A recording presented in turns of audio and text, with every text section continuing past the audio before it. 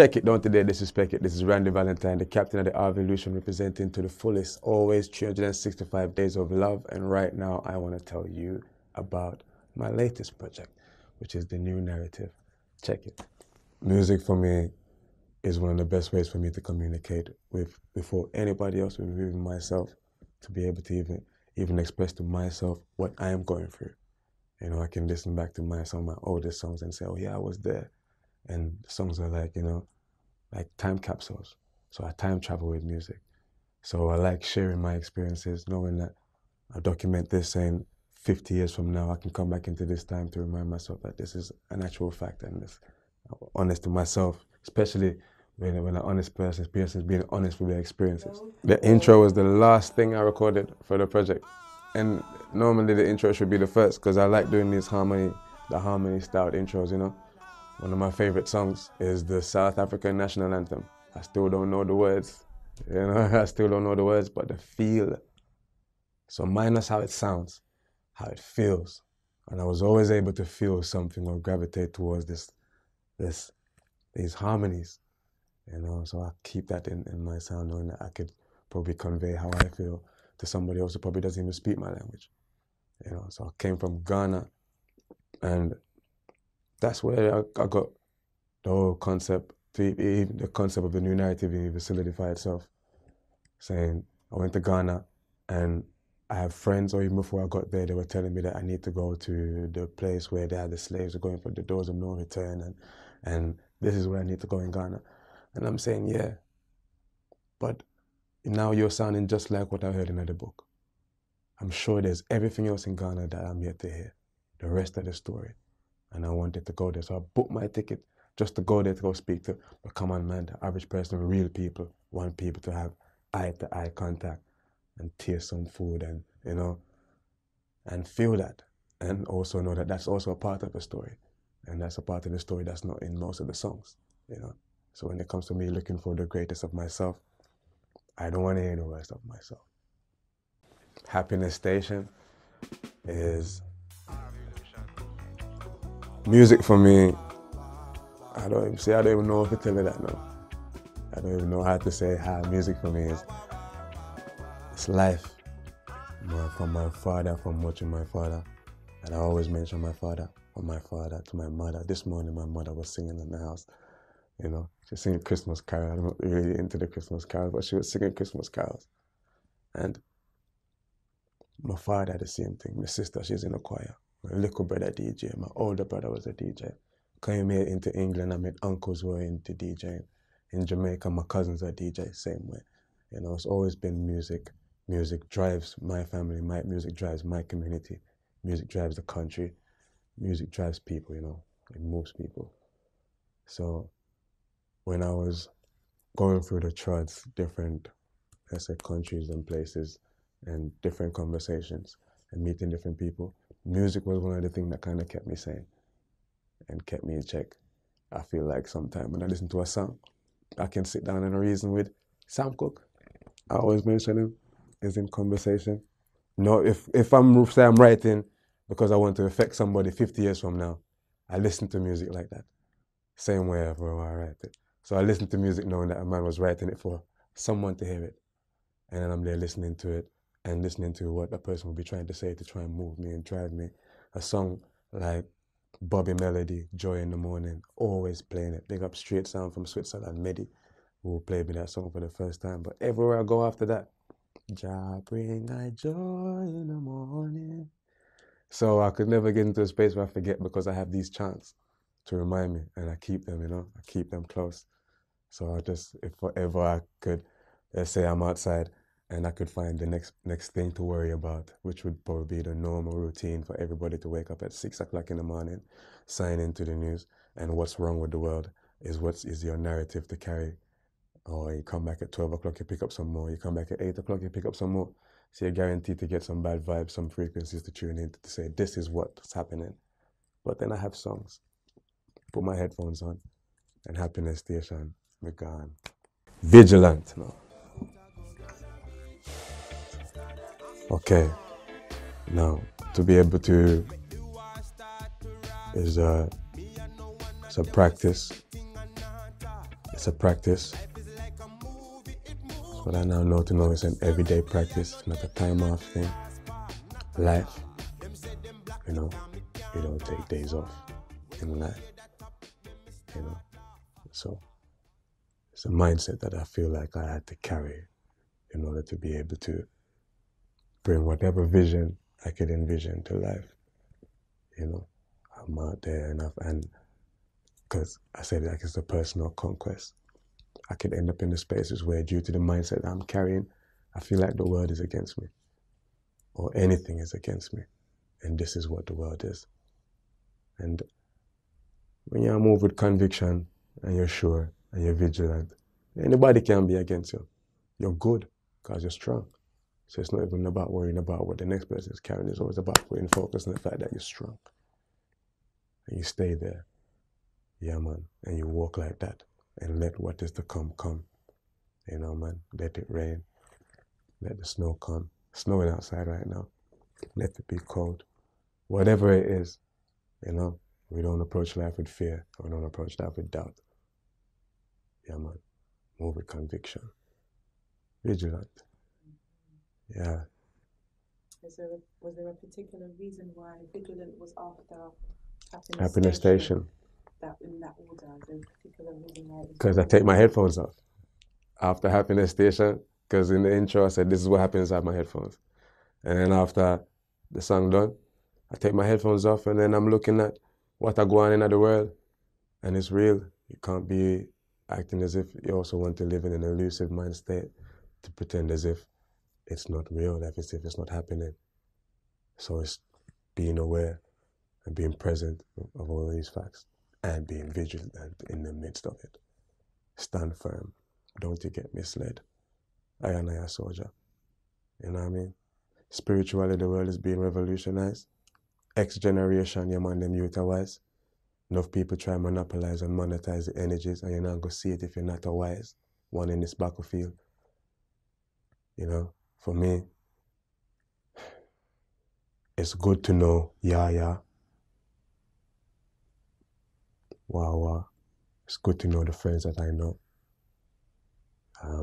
Music has introduced me to some really amazing people, beautiful people, where due to my frustrated view, my own frustrated view, I could end up thinking that what I'm feeling now is what the world is, and that these people don't exist. But now, man, they're out there, you know? Beautiful, spiritual people. And I could be in a space where this is not my main conversation. This is not what I'm telling you to even remind you. Not even I wish my thing is to remind you, but I could be in a space where I don't even remember that. And I don't even remember it because I am out there chasing, you know, I mean, a Hollywood theater man, you know. I could be out there, and I've seen it, man. That's not where life is. I'm not trying to be elusive out here. We meet real people. I have family, I have cousins, man. You ask me what I go on, I tell you about my grandmother. Or I can tell you what I go on with the world. I can tell you what I go on with my grandmother, my cousin, and, you know, my brother, my sister. And if you're going to then tell me about the world, and then you're not going to ask me to make mention of these, then you don't know what I go on with the world. Some is this, some is that. So that keeps me grounded. That keeps me at home, you know, instead of going out there and feeling like life is lights. And nah, man, vigilant. You like that, you know. So I stay at home. Come from Clarendon. Moving in and around Switzerland, Germany, Holland, all across Europe. And I could have fallen into the space where none of that I knew was a fact existed, because it's fast and it's money and oh good, what girls there, oh good,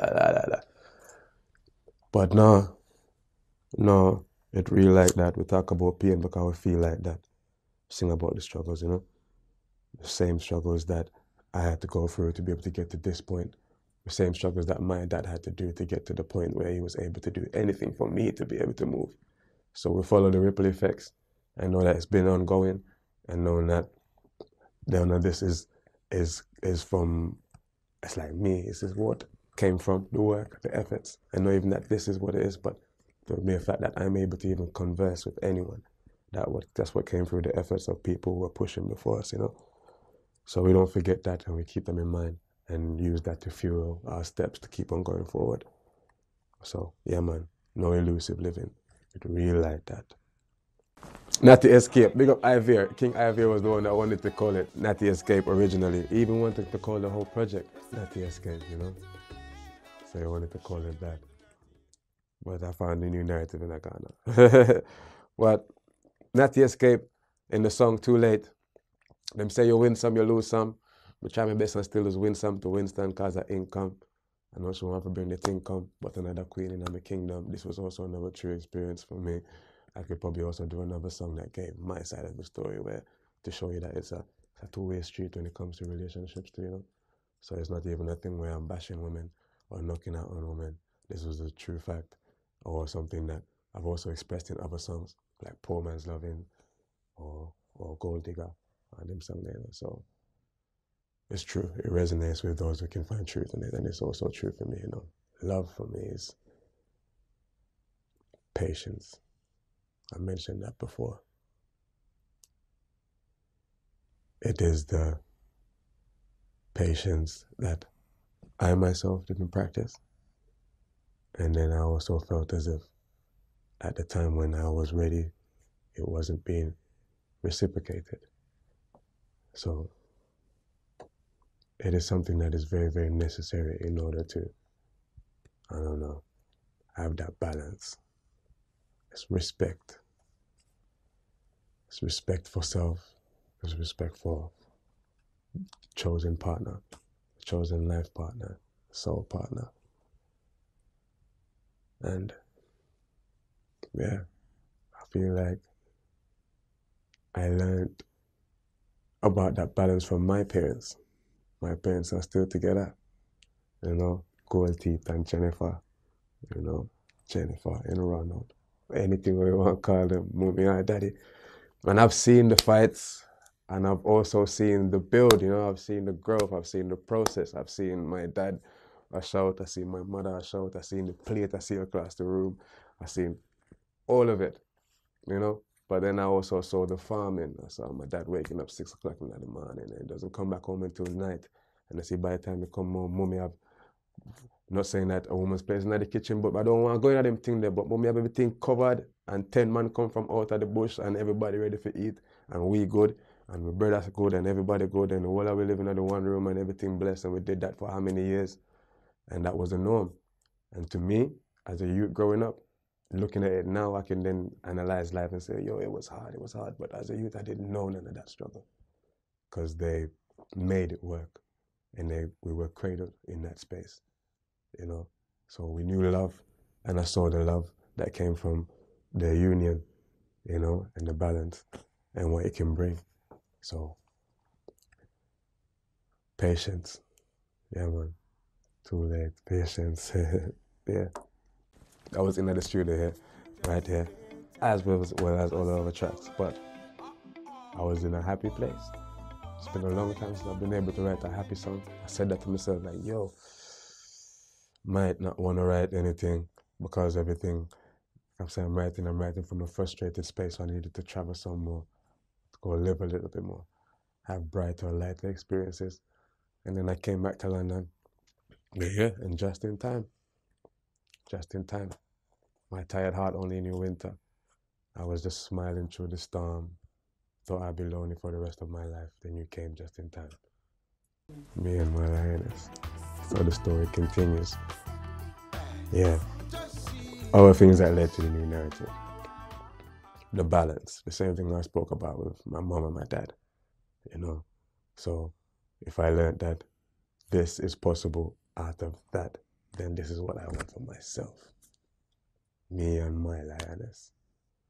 And me alone she need, never violating. You know? And it's a beautiful thing to be appreciated, you know? Or to know that you're appreciated. It's even sometimes good to hear it, but when you know it, and you can feel it through that another ones, either their actions or the simple things, the little things they do matter, you know? It's not just a saying at all. Simplest little thing that a person that can do to show you that they appreciate your time or your space or your energy. You know, this thing is fueling for you for me, it's fueling for me to know that another person in another space is considering how I am, where I am, you know, and why I am, for the mere fact of it's love, you know, and that they care, compassion, you know. So it's something that I would love, and I'm happy I said that I'm able to say, like in the second verse, woman, you are so deserving of my time, and even when I'm far away, you're always on my mind. Please know that I am on a conquest to build, and I've got determination and the will, and I've got the mindset and I've got the skill. Life seeds have to sow, the soil must be tilled. A bridge must be built for the future to come. God bless the day when you bless me with a son or a daughter. It don't matter either one, because absolute oneness is what we've become with this bond. I learned this from my host, and I want to have this for myself. Me and my lioness. Warrior Road. Yeah, man. So we wrap it up now. Chest up and thing.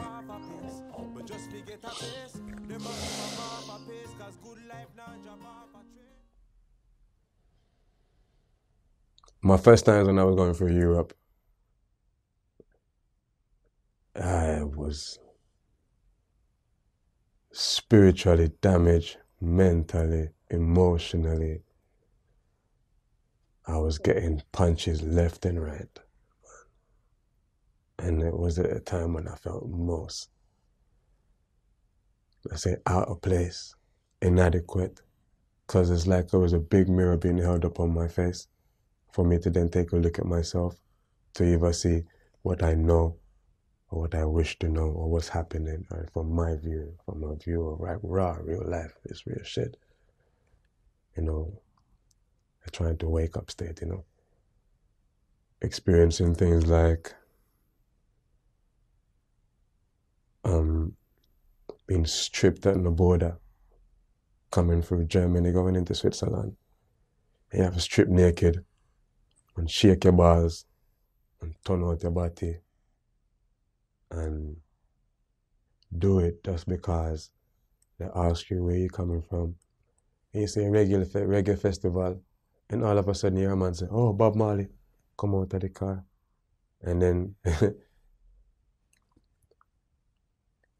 yeah, knowing that sometimes is simply happening because you're there, you know, nobody has any concern for what or who you are as a spiritual individual or anything or where you are as a person from your inner. It's just as automatically as soon as you see you, your whole self, your whole being is being defined based upon what you look like, you know, and having to have to shuffle every time and adjust yourself or many other things, you know, from Europe to America. And I kind of had to get back to the same vigilant mindset and remember that my story didn't start there. And my story didn't start in Mississippi.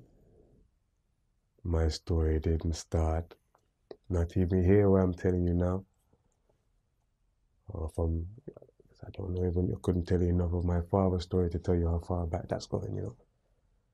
But when I get to a space or a situation like that, I know enough to know that this is based upon this person's level of understanding and their own ignorance, you know, and for whatever their view that they're holding and carrying. And once I know where I am, I'm good. So I just walk with the mindset of a warrior, man vigilant, self-governance. You're not a fool. Don't let them label you a sufferer. You're not here to suffer. And these things, you know, knowing these things, and knowing, so I stand and build my thing. Now I can tell you all of this from my studio. Yeah, that came from the efforts, application of effort. If man does things, of course the ripple effects will be. Check it, man. So you have to believe in yourself. I'm being filmed by another individual that believes in himself. And because of that, he got up, went out and put his camera, and through that, strong people are gonna meet at the table and gonna be able to make moves. I believe in that still. So it comes from holding a vigilant, and a warrior mindset at time if it's necessary. Yeah. Yeah, man. Warrior Road. Okay. We're gonna bring some dub in the UK. There's already been dub in the UK, but this building is a dub house. Mad Professor Ariwa, General himself, you know. It was always a man around the corner named Neil that me and my friend Kevin and J5 was just renting from. Was our landlord. Still is my landlord. But before I knew he was Mad Professor, he was the landlord. You know, I was just there until he said, yo, come around here, come show me some of your beats. Then he took us into the studio. Massive studio. Then he said, go check it out on YouTube. We checked it. This guy's been doing music for decades, you know, carrying dub music throughout the UK and through so many different countries, Mexico, Australia, Africa, you know, Gambia, you know, for years. Him and his wife, again, the balance. I met them both here, you know, and out of that, I'm able to now come rent from their space. And this guy has a lasting legacy that his sons are now able to take and bring forward. Because I worked on a project with Joe, still pushing project, you know, and that's more legacy, continuing to write the story.